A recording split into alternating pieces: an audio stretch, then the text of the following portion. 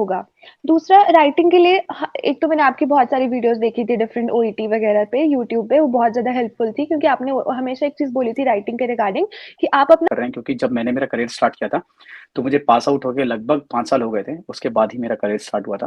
पर आपके लिए यूके के अंदर आप करियर स्टार्ट कर रहे हो, काफ़ी अर्ली एज में करियर स्टार्ट कर रहे हैं। और जी हेलो, हाँ जी, नमस्कार, मेरा नाम है संदीप चौहान, आप देख रहे हैं चौहान यूके वाइब्स। तो इस वाली वीडियो में हमारे साथ अदिति है, जिन्होंने रिसेंटली अपना ओईटी एग्ज़ाम क्लियर किया है, जो कि उन्होंने फर्स्ट अटेम्प्ट में क्लियर किया है। उनका जो रीडिंग का स्कोर है, वो उनका है 460, जो लिसनिंग में उन्होंने स्कोर किया है 450, राइटिंग के अंदर उनका 370 है और स्पीकिंग के अंदर उनका 360 स्कोर आया है। तो अदिति अपने आप को इंट्रोड्यूस करेंगे आप लोगों के सामने। तो Aditi, it's all over to you now. Hello sir, hello everyone, my name is Aditi और मैंने रिसेंटली अपना बीएससी जो है वो अभी ग्रेजुएट हुई हूँ मैं, but I am still waiting. मैं अपना रिजल्ट और रजिस्ट्रेशन के लिए वेट कर रही हूँ और मैं हिमाचल प्रदेश से हूँ। तो अदिति, अगर मैं आपसे एक छोटा सा सवाल पूछूं कि आपने ओईटी और यूके के बारे में कहाँ से सुना था? ओके सर, फ्रैंकली स्पीकिंग मैंने ओईटी और इस पूरे प्रोसेस के बारे में आपकी वीडियो से ही सीखा और समझा। एंड देन फिर आपने धीरे धीरे फिर मैंने वहीं से देखा कि आप एक एकेडमी है आपके अंडर, तो फिर मैंने वहीं से वो ज्वाइन भी कर ली। अच्छा अदिति, तो चलिए हम लोग इस वीडियो को शुरू करते हैं। इसमें काफ़ी सारे लोगों के काफ़ी सारे डाउट है जो कि इस वाली वीडियो में क्लियर होंगे। जैसे कि आप सभी को पता है कि अदिति फ्रेशर हैं और फ्रेशर्स भी अप्लाई कर सकते हैं। इवन अभी अदिति अपना रिजल्ट का वेट कर रही है, 4th ईयर का और रजिस्ट्रेशन का वेट कर रही हैं। और उससे पहले ही उनका ओईटी एग्जाम क्लियर हुआ है, तो अब उनके दिमाग में ये टेंशन नहीं है कि उन्हें ओईटी क्लियर करना पड़ेगा बाहर जाने के लिए। तो इनके लिए अभी जो प्रोसेस है वो काफ़ी ज़्यादा ईजी हो गया है। तो जो आपके जो नॉर्मल क्वेश्चन है वही हम लोग इस वाली वीडियो के अंदर डिस्कस करेंगे। तो अदिति, अगर मैं आपसे पहला सवाल ये पूछता हूँ कि आपके लिए सबसे टफ मॉड्यूल कौन सा था? क्योंकि रीडिंग, लिसनिंग, स्पीकिंग और राइटिंग में अगर मैं आपको बोलूँ कि एक कौन-सा ऐसा मॉड्यूल था जो आपको शुरू से लगता था कि आपको मुश्किल होगा एग्ज़ाम क्लियर करने में, तो कौन-सा वो मॉड्यूल था जिसको आप जो आपको टफ लगता था?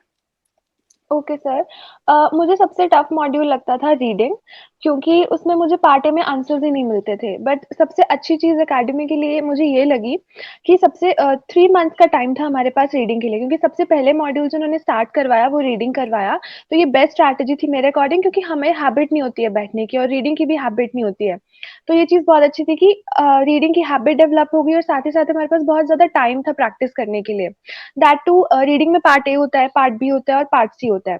तो हर पार्ट के लिए आराम से हमें हमारे पास टाइम था एंड दैट टू अलग-अलग टाइम पे तीनों चीज़ें स्टार्ट करवाई गई। ऐसा नहीं था कि एक ही दिन में हमें तीनों चीज़ों से इंट्रोड्यूस करवाया था। फिर हमें पैराफ्रेजिंग स्किल्स डेवलप करवाई गई और बहुत सारी ऐसी स्मॉल ट्रिक्स और टिप्स थी जो हमें मैम ने प्रोवाइड करी हैं ड्यूरिंग द क्लासेस।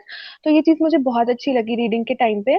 एंड मुझे रीडिंग हमेशा से एंड तक टफ लगा, लेकिन still teachers are really helpful.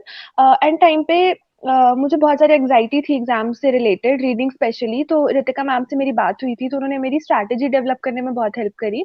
उन्होंने मुझे बताया कि तुम कुछ सर्टेन काइंड ऑफ एक्सपेक्टेशंस लेके मत चलो पेपर से कि बहुत ईज़ी आएगा या बहुत टफ आएगा। पेपर हमेशा मॉडरेट आएगा। एटलीस्ट ट्राई टू स्कोर 18, मतलब 18 का तुम टारगेट रखो। 2 क्वेश्चंस नहीं मिलते हैं कोई बात नहीं, स्ट्रेस नहीं लेना है उस चीज़ का, क्योंकि हम अक्सर टाइम और आंसर्स ढूँढने के चक्कर में बहुत ज़्यादा स्ट्रेस ले लेते हैं। तो वो स्ट्रैटेजी बहुत ज़्यादा हेल्पफुल थी। और मैं देख सकता हूँ कि जो आपका रीडिंग का स्कोर है काफ़ी अच्छा है, हुँ। 460 स्कोर किया है, जो कि मेरे हिसाब से काफ़ी अच्छा स्कोर है। एंड कांग्रेचुलेशंस कि आपने ओईटी अपना फर्स्ट अटेम्प्ट में क्लियर किया। अभी आप आराम से थैंक अपना यू। जो रिजल्ट का वेट कर रहे हैं अपने बीएससी नर्सिंग का, हुँ। और जैसे आपका नर्सिंग खत्म होता है, जैसे आपका रिजल्ट आता है, रजिस्ट्रेशन आता है, हम लोग आपका प्रोसेस है वो स्टार्ट करवा देंगे और होपफुली आप इसी साल यहाँ यूके के अंदर होंगे और आप यूके आओ, फिर आपसे मिलते हैं ना। उसके बाद मेरा जो नेक्स्ट सवाल है वो ये है कि काफ़ी सारे लोग ऐसे सोचते हैं कि जो ऑनलाइन क्लासेस होती है इसके अंदर जो मॉक टेस्ट वगैरह होते हैं, तो आपके हुँ। हिसाब से अगर मैं पूछूँ तो मॉक टेस्ट आपकी प्रिपरेशन में क्या रोल उन्होंने निभाया है मॉक टेस्ट में? Okay sir. Sir mock test जैसे हमारे 1 हफ्ते बाद ही स्टार्ट हो गए थे, जैसे हमारी क्लासेस स्टार्ट हुई थी, तो वो बहुत ही अच्छी चीज़ थी, क्योंकि हमें पता चल रहा था धीरे-धीरे कि हमें कहाँ पे इम्प्रूव करना है, कहाँ पे हमें हेल्प की ज़रूरत है या कितना टाइम हमें कौन से पार्ट को देना है। क्योंकि ऐसा होता है कि हम प्रैक्टिस करते हैं घर पे, लेकिन मॉक टेस्ट एक रियल लाइफ़ सिनेरियो क्रिएट करता है एग्ज़ाम का।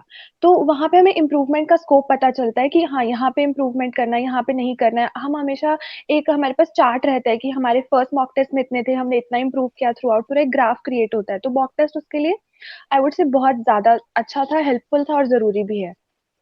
अच्छा, तो एक चीज़ और काफ़ी लोगों के मन में डाउट रहता है कि जो ऑनलाइन क्लासेस होती हैं और ऑफ़लाइन क्लासेस होती हैं, काफ़ी सारे लोग डरते हैं, हेजिटेशन होता है उनके मन में कि उन्हें ऑनलाइन क्लासेस लेनी चाहिए या नहीं लेनी चाहिए।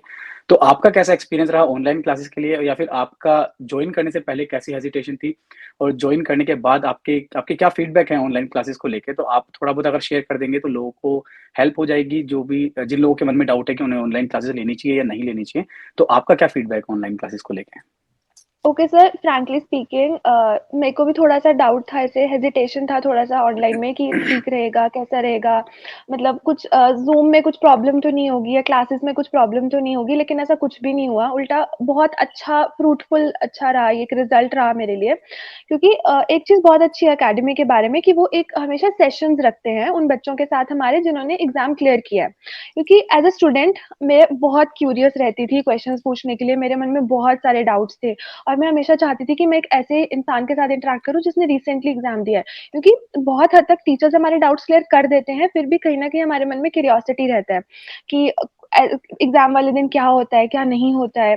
तो सेशंस रहे हमारे बच्चों के साथ जिन्होंने पेपर दिया था, तो वो बहुत ज़्यादा हेल्पफुल था और हम हमारे हमारे डाउट्स पूछ सकते थे और एक चीज़ बहुत अच्छी है मुझे जो कोचिंग के बारे में लगी कि ऐसा नहीं था कि सिर्फ 3 मंथ्स तक हम कनेक्टेड हैं उनसे, अगर हमें लगता है कि हमारा रीडिंग अच्छा नहीं जा रहा है या हमें लिसनिंग में हेल्प चाहिए या हमें चाहिए कि हम स्पीकिंग में हमें थोड़ा और इम्प्रूवमेंट करना है, तो वो आपको 3 मंथ के बाद भी ऐड करते हैं प्रैक्टिस के लिए विदाउट फीस, सो वो बहुत ही अच्छी चीज़ है। तो मतलब आपके दिमाग में टेंशन नहीं रहती कि अगर 3 महीने में मेरा कोर्स कंप्लीट हुआ या नहीं हुआ या फिर मेरी प्रिपरेशन हुई या नहीं हुई, तो मुझे हुँ। इसी टेंशन लेनी है कि मुझे दोबारा फीस पे करनी पड़ेगी, तो ऐसा कुछ भी आपके दिमाग यस, में नहीं था। बिल्कुल भी नहीं था सर, ऐसी मुझे टेंशन ही नहीं थी बिल्कुल भी इस चीज़ के रिगार्डिंग। अच्छा, तो फिर आप लोगों की उन्होंने हेल्प करी जिन लोगों ने अपना एग्ज़ाम क्लियर किया था रीडिंग वगैरह के अंदर और स्पीकिंग के अंदर ख़ासकर क्योंकि स्पीकिंग में आपको सबको पता है कि इंटरेक्शन चाहिए होता है, राइट? तो हुँ, काफ़ी सारे हुँ, स्टूडेंट्स होते हैं जिनके साथ आप इंटरैक्ट वगैरह कर सकते हो और बाकी जो स्टूडेंट्स होते हैं, टीचर्स भी होते हैं वहाँ पे, टीचर्स तो आपके स्पीकिंग के हुँ। लिए हैं ही, बाकी जो यस स्टूडेंट्स हैं वो भी आप लोग के वहाँ पे हेल्प करते हैं, राइट? स्पीकिंग के लिए, तो यस वहाँ पे सर, थोड़ा हेजिटेशन यस भी आपकी सर, खुल जाती है। अगर मैं आपसे ये यस सर। पूछूँ कि सबसे ईज़ी मॉड्यूल आपका कौन-सा लगा? आपको ऐसा लगा हो कि नहीं, ये मॉड्यूल मैं काफ़ी टफ समझती थी पर काफ़ी ईज़ी है और मेरे को इतनी-इतनी मेहनत नहीं करनी पड़ी इसके अंदर? हुँ। सर राइटिंग क्योंकि एक तो स्कोर भी थोड़ा कम है राइटिंग का, तो वो मुझे स्टार्टिंग से ऐसा लगता था कि थोड़ा ईज़ी होगा। दूसरा राइटिंग के लिए एक तो मैंने आपकी बहुत सारी वीडियोज़ देखी थी डिफरेंट ओईटी वगैरह पे यूट्यूब पे, वो बहुत ज़्यादा हेल्पफुल थी क्योंकि आपने वो हमेशा एक चीज़ बोली थी राइटिंग के रिगार्डिंग कि आप अपना स्टार्टिंग से एक फॉर्मेट बना लो और उसको फॉलो करो, चेंज मत करो।